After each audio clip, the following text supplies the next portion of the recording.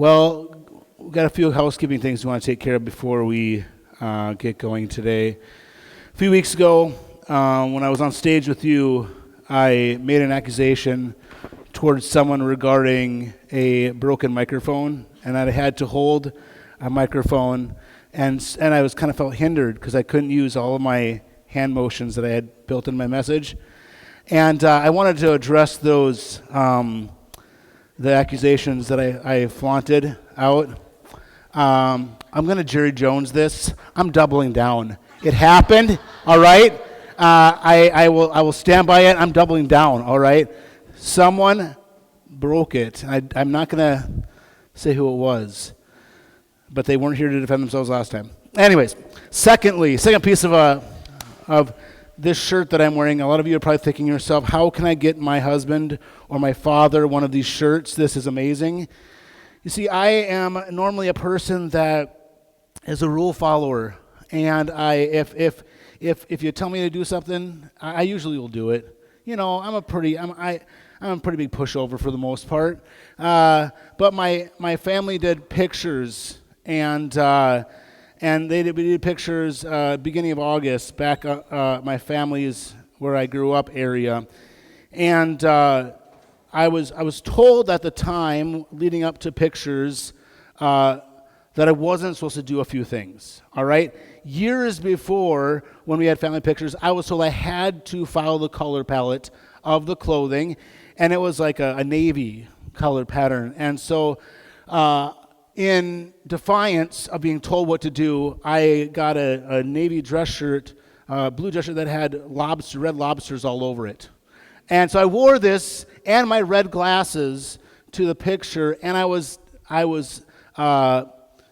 told how terrible I was. The pictures were going to be ruined, and maybe they were. I don't know. I thought it looked great, my my lobster shirt. I don't know. And so this time, leading up to the pictures, I was on the phone. I was on a text message group and a phone call, and I was told specifically, you are not to wear a shirt with lobsters on it, and you cannot wear your red glasses. And so I said, I can do that. I promise you I will not wear a shirt with lobsters on it or my red glasses. So I bought this shirt, and you think, what is on this? This is Sasquatches in boats, Sasquatches fishing, a Sasquatch carrying a knapsack over his shoulder, and then a Sasquatch backpacking.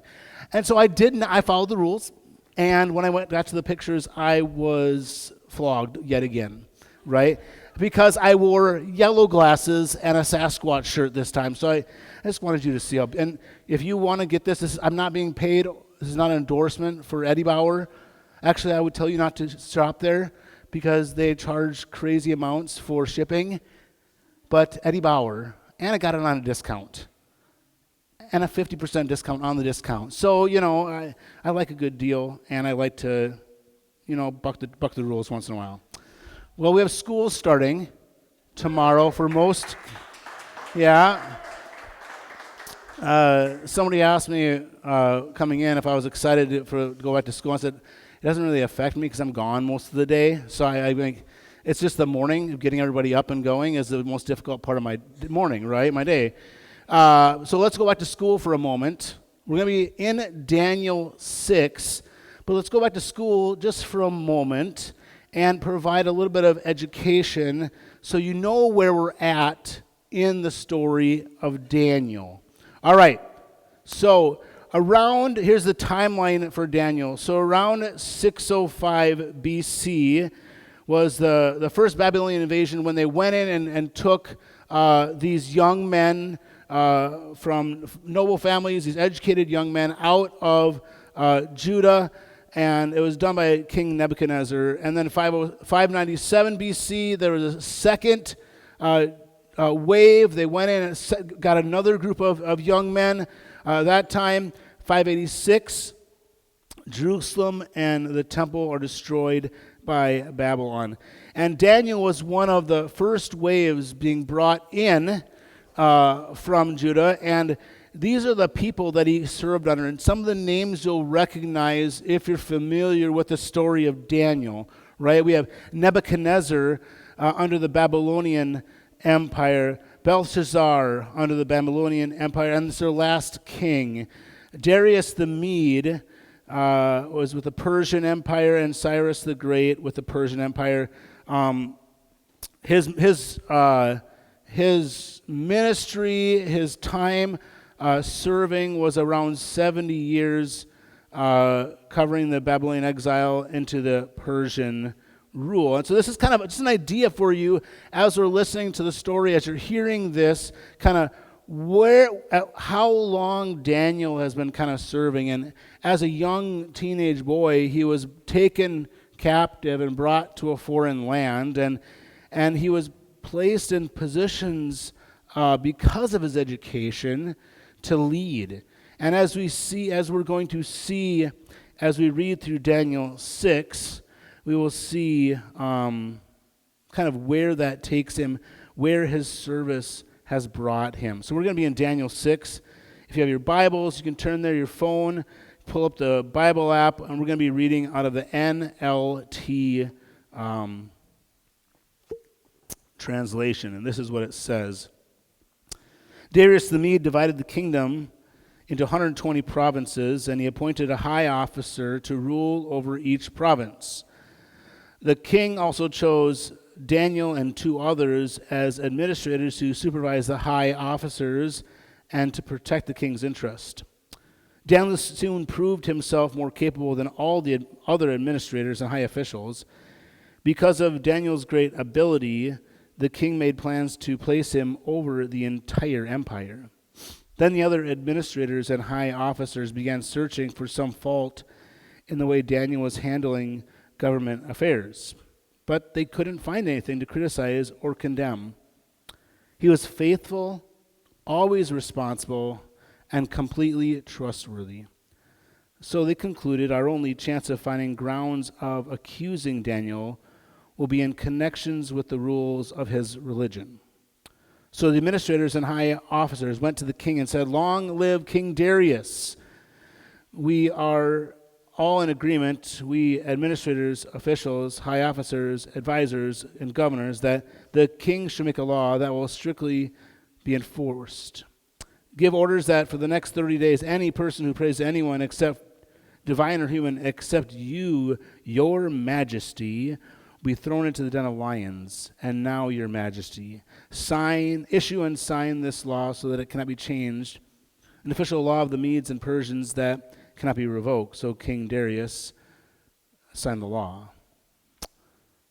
But when Daniel learned that the law had been signed, he went home and knelt down as usual in his upstairs room with its windows open towards Jerusalem. He prayed 3 times a day, just as he had always done, giving thanks to his God.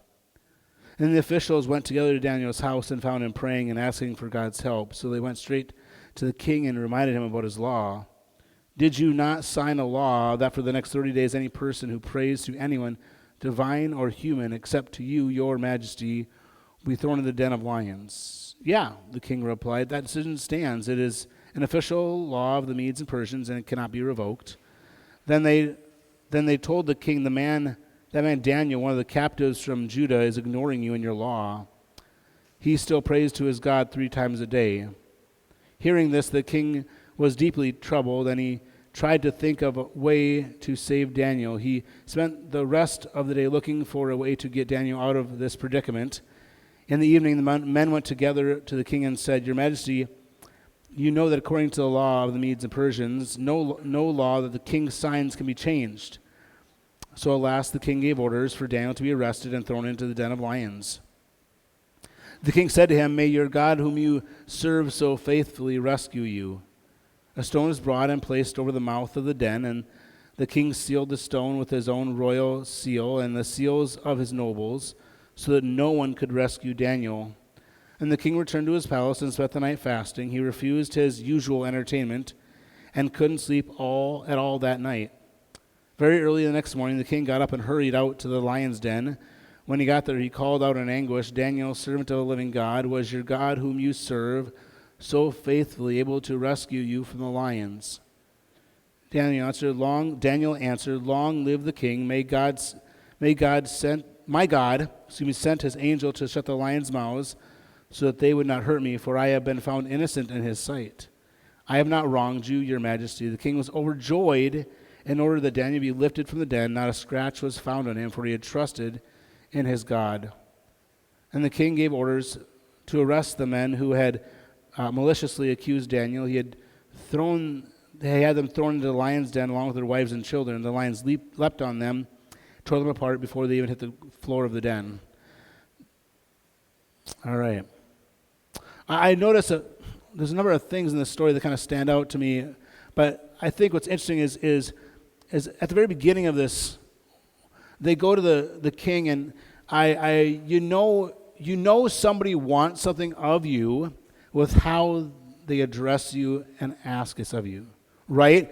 If somebody that I work with or somebody in my family would come to me and say, Dad, you are amazing, you are the greatest, you are one of the smartest people I've ever known, you are handsome in all ways that are handsome, could I have this? And you see that here in the story with these men that come to the king, right? They said, oh, glorious, wonderful, fantastic king, you are the greatest. No one is as great as you.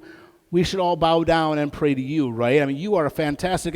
And then they come in with the lead of what they want. And so the king is, of course, of course I'm amazing.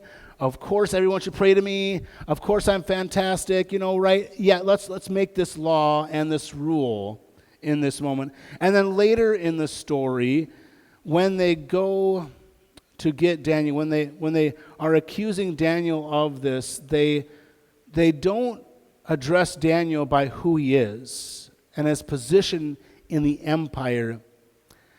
That person who was a slave, that person who was brought out of Judah. So I want you to kind of have that in your mind as we kind of go through this story, just how these men were bringing these accusations against Daniel and getting their way. As we read the story of Daniel, I noticed that in chapter 6, verse 4, it says, then the other administrators and high officers began searching for some fault in the way Daniel was handling government affairs, but they couldn't find anything to criticize or condemn. He was faithful, always responsible, and completely trustworthy. You see, character is built long before the crisis. See, the character that they were trying to attack had been building and building and building. The integrity and the person that he was behind the scenes, the person that he had been developing for all of those years, was built so strong in character that when the crisis was hitting, they had nothing to condemn him against. His public influence came from his private integrity, because, and not just his private integrity, but the integrity of what he did in the community. I mean, it shares that he was one of the best officials that he had, that everything he was placed in charge of did well. It's almost reminiscent of Joseph, right? That every time Joseph was placed in a position of power, it flourished, right? Because the character that Daniel has been modeling and building up is not able to be shaken in this moment. A few months ago, we purchased this box of cards called Table Conversations, and in this box it comes with 2 sets of cards, and they're questions you're supposed to ask at the dinner table when you're sitting down for a meal or just at the table with friends and family. You're supposed to provoke conversations. You're supposed to ask these questions, and it's been really cool to answer some of these questions as a family. But it was also cool as I've been at work. I've been asking a lot of these questions to my staff, to the staff that I work with, people that either have a strong faith or maybe they don't really have a faith at all. But there's kind of some cool questions, and one of the questions that I asked this last week was, if you could have dinner with anybody, living or dead, and it can't be Jesus, who would it be? right? So I want you to think about that for a moment. If you could have dinner with anybody, living or dead, past or present, not Jesus, who would it be, right? And so, I was thinking about this as I asked the question. And of course, when I asked it, I said, you go first, right? So it has to go all the way around the table before it gets back to me. That's how you do things when you're in charge, right? You have everybody else answer it first before it comes to you. And so as I processed this, I thought my first thought was, I'd love to have a meal with one of my sports heroes, right? I'd love to have a meal with like one of my favorite baseball players, Kirby Puckett. He's passed on now, but man, it'd be fun to have a meal with him, or man, it'd be really cool to have a meal with Randy Moss. I mean, Minnesota Vikings Randy Moss, such a character. But as I processed it more, as I thought more about this, I realized, I built these people up in my mind in such a way that I would probably be really disappointed in who they actually were. But if I actually sat down with them and I got to know them at a meal, I may be disappointed. Right? The character of maybe who they are behind the scenes might not match the thing that I've built up in my mind. And maybe that's for you too, as you think of that and kind of go through those thoughts of who you'd want to sit with. But I really do think it would tear down my thought process of them and who I built them up to be behind the scenes in my own mind. And then I wonder in our lives, as we go about our day, as we go about these moments, how do we live our lives? In public or behind the scenes? Do we live in such a way that if our character was called into question, if who we are was called into question for a moment, what would happen? Would they find things that were back there that they could accuse us with? See, that was the opposite of Daniel. See, Daniel was a person that even when they tried to find something to accuse him with, even when they tried to tear down his character, there was nothing for them to grab onto. There was nothing for them to tear down and pull apart. From the time he was pulled out of Judah and taken from his homeland, Daniel continued his faithfulness.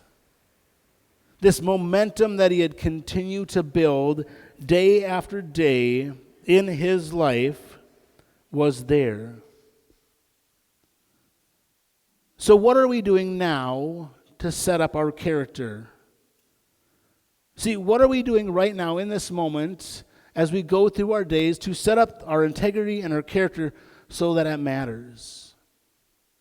So that people can trust what you say, so that people can trust who you are in those moments. See, our character is built up long before any crisis ever hits. If you're wanting to build your character once a crisis hits, it's going to be too late. You're in damage control. The character Tracy Jordan from the 30 Rock show decided that he was going to join a religion one day. And this was what he said, and I quote, "My lawyer advised me to join a religion to prove my public character, as juries are suspicious of celebrities who find religion only after getting into trouble," right? And so he was trying to preemptively join a religion, find a faith, so that if and when he does get into trouble, that it doesn't look like he's just making it up as he goes along. And I think for some of us, there are times in our lives we find ourselves in a situation, and that's almost as if we're trying to backtrack and say, no, I had this character all along. But for Daniel, that wasn't the case.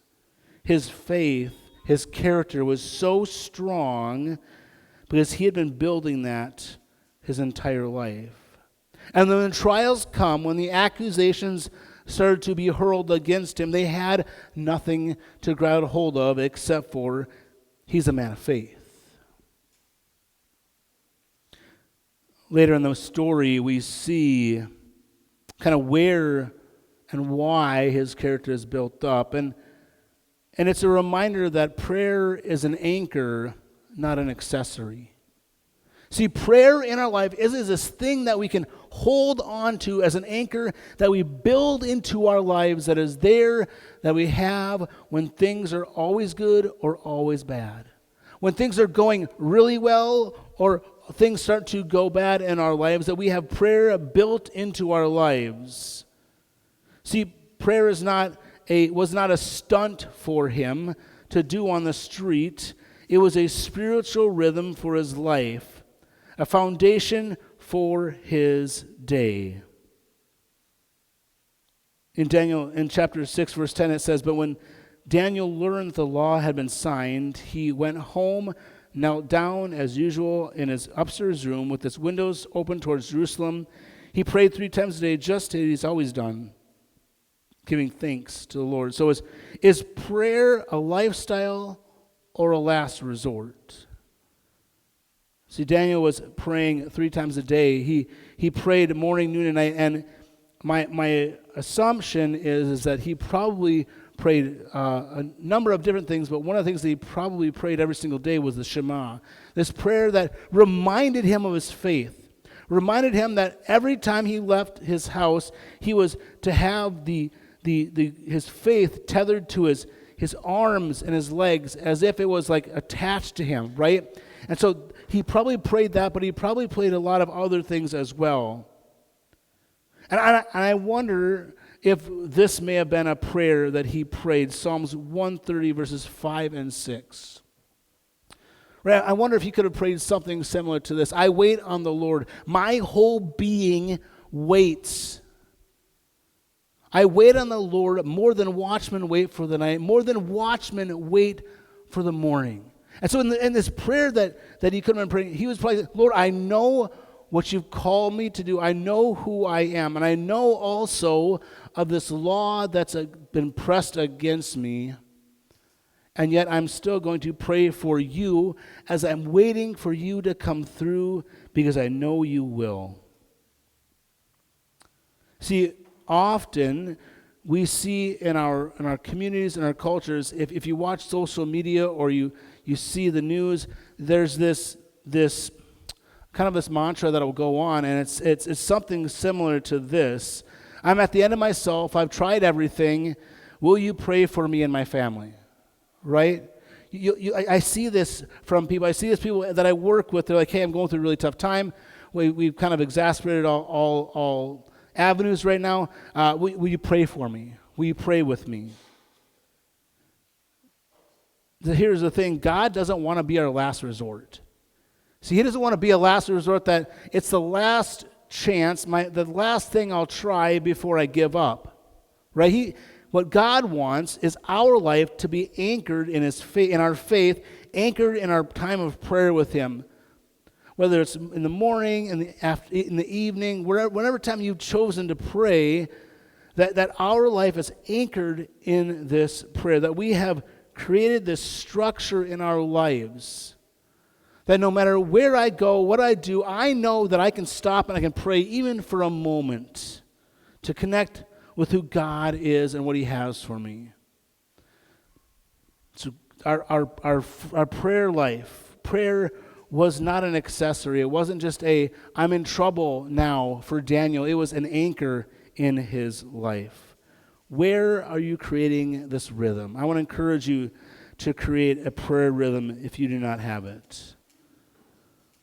Lastly, at the end of the story of Daniel, we see in verse 6:22, it says, "My God sent his angels to shut the lions' mouths so that they would not hurt me, for I have been found innocent in his sight, and I have not wronged you, your majesty." See, God doesn't outsource his faithfulness. See, when God says, "I will be faithful to you, I am with you to the ends of the earth," right? In Joshua chapter 1, God tells Joshua that wherever you set your foot, I'm going to be with you. I'm going to be faithful to you to the end. And see, God doesn't outsource his faithfulness. God doesn't say, "Well, I don't have time to be faithful to to Steve today, so I'm going to put it up on Craigslist and see if somebody else will pick up the faithfulness today, right? He doesn't put it on these sites and ask for anyone else's help to take care of us. God himself sends part of who he is to us and said, I am going to be faithful to you in this moment. And he did that for Daniel, right? He came through for Daniel when he needed him the most. But I think in this moment, it was interesting is the story of Shadrach, Meshach, and Abednego. They make this comment, and sometimes it can be looked as a throwaway comment in the story, but they say to King Nebuchadnezzar, even if our God doesn't save us, even if you throw us into the fire, we know God can save us. But even if he doesn't, we'll never bow down to you. And I can imagine this is the same faith that Daniel has as he's getting ready to be thrown into the lion's den is, even if God doesn't save me, even if I am not saved the way I want to be saved, I'm going to continue to pray to my God. See, God does not outsource his faithfulness. When I was a kid, one of my favorite places to eat was Pizza Ranch, right? And I loved it. I grew up in a small town, so we didn't have a lot of places to eat. But one of my favorite places was Pizza Ranch. So growing up, we didn't go out to eat a lot. And so one of the ways that I got around that was I decided I was going to get a job at Pizza Ranch, right? I mean, I get paid and I get to eat pizza. That's a pretty good combination, getting paid and eating pizza. And so I did this for a number of years, working there, getting to eat there, work there. And every evening, we would, as we were closing, somebody was responsible for making the dough for the next couple of days. And so every evening, they had this giant stand-up mixer. It was like 5.5 feet tall. It was, we'd pour the water in at the right temperature. We'd toss in the bag of flour and whatever else was in it that needed for the dough, and then mix it, and then mix it, and then mix it. And then we'd take it out, and we'd divide it and put it into these giant tubs, and we'd cover it with plastic and put it in our proofer, right? And the dough would be in there throughout the evening and into the next day. And so every day when we would make pizza with fresh dough. Now, I don't know if you've ever made homemade pizza before, but making with fresh dough is pretty amazing, right? I outsource my pizza dough to Trader Joe's. I'm going to be honest. No condemnation here, please. But I outsource my pizza dough to somebody else. Other people don't. You're better than me, apparently. So we would, every night, we would make our own dough. And it was the best pizza. Oh, it was so good. Now, I was 16, 17, 18 years old. When you're that age, everything outside of your family home is the best, right? You don't want to eat your family's food, but pizza was way better. And several years later, after we had moved to my family had moved to Marshalltown, we decided to one night get pizza here in town at Pizza Ranch, and we ordered pizza, and I got my favorites to share with my family. And we brought it to the house, and we ate it. It wasn't that good. Oh. My heart was broken. My heart was so sad. The pizza that I had built up in my mind to be this fantastic, it was amazing. Guys, you got to try this taco pizza. Oh, you guys are going to love it. It wasn't good. It was bad. And I could have let it go. I could have just let it go and be like, it's just not going to be. I couldn't do it. So, I emailed the company. I told them their pizza was terrible. And so I said, your pizza was bad. I'm so disappointed. I grew up loving your pizza. I made your pizza with my own hands. And to have it now, I'm just so disappointed in you. And I actually got a response from them. And I got a response from the restaurant here in town. And they kind of shared with me, like, I'm sorry you didn't like our pizza. And I emailed back and I said, well, the biggest problem was your crust. Your crust was terrible. Like, I don't know if it was just an accident or if you guys made a mistake when you made it the night before, whatever. If it didn't proof long enough, but your crust was terrible. And they wrote back and said, well, we don't actually make our crust anymore. We get it sent in from outside. somebody else makes our crust for us, and we just get it pre-made, and we just kind of stretch it and put it on to cook. See, Pete's Ranch, for whatever reason, to save costs, to destroy my life, whatever, I don't know what their decision was. I'm assuming that they were like, okay, how can we save money and destroy Ryan's life? Let's outsource our crust. Everybody agree? Raise hands. Everybody agreed, right? And so it destroyed my life and saved money at the same time. See, as Pete's Ranch decided to outsource their crust, outsource how they made that, it made their product inferior and not as good. See, what I love about God is he never outsources his faithfulness. And when God says he's going to be faithful to you, he's the one that's faithful to you. When God says he's going to be with you through the good times and bad, he's going to be with you in those moments. When God says, I will never leave you, nor will I forsake you, he's never going to leave you nor forsake you.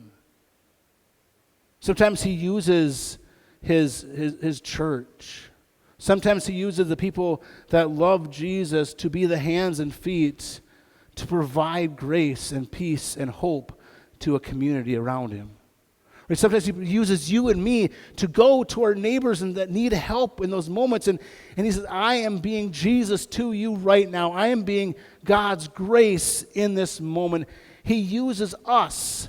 That's not outsourcing his faithfulness. That is using you and me. So what? So what? What does this even mean to any of us? See, I wonder in these moments, and if you, as you walk through these days and these months, I want to challenge you to start these moments, if you don't have it, of prayer and meeting with God, so that when the crisis hits, your anchor is already there, right?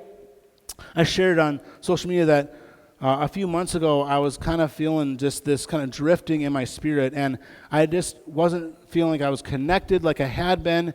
And so I kind of been researching and finding what ways can I use to really get my head and my heart back on track. And I wasn't like in any massive sin. I wasn't going like way away from Jesus, but I just felt like kind of afloat somewhere else. Has anyone ever felt like that in their life at any times? Yeah, you just felt like, oh, man, I just need something to kind of get me back on track, going in the same direction. And so I picked up I tried this journal, this daily Kairos journaling, and it provides, every single day, it provides the same things for me to memorize a scripture, to share my gratitude. What are the 3 things I'm thankful for? What are the things that I want to pray for? What is my intention? I'm going to set my intentions for today. And so I have this, and it's been really, really helpful for me to kind of recenter, to refocus my heart and my mind on the things of God. And so my challenge to you this week, my challenge for all of us, is to create the character, create the anchor, wherever you're at, to what God has for you. And maybe it's utilizing a tool, an online tool, a reminder on your phone, whatever it is, to pray, to find a moment to anchor yourself in who God is. Maybe it's having somebody message you, just trying to remind you to pray today, because honestly, there are times in our lives when we get so busy, when things just kind of just get snowballing in our day and our mornings get going, and the next thing we know, it's evening, it's time to go to bed, and we forgot to sit down and be with God just for a few minutes. So my challenge for us is God will never outsource his faithfulness to you, but my challenge for you and for me is let's start to anchor ourselves in prayer. Let's anchor ourselves, our character, our integrity in who God has called us to be. Because there's going to be times in our life when we're going to go through hard moments and hard times. Your basement's going to flood. You're going to be way behind, and you're going to figure out how my world is just going to am I going to fix this basement and get my life back, my things back on track so I can utilize this the way I want to. And I love how Isaiah 43 says this, because it doesn't sugarcoat it. It doesn't try to say, well, it might happen, it might not happen. And so when we anchor ourselves, when we know where our character is at, and we know God is going to be faithful to us, He is going to be faithful to us.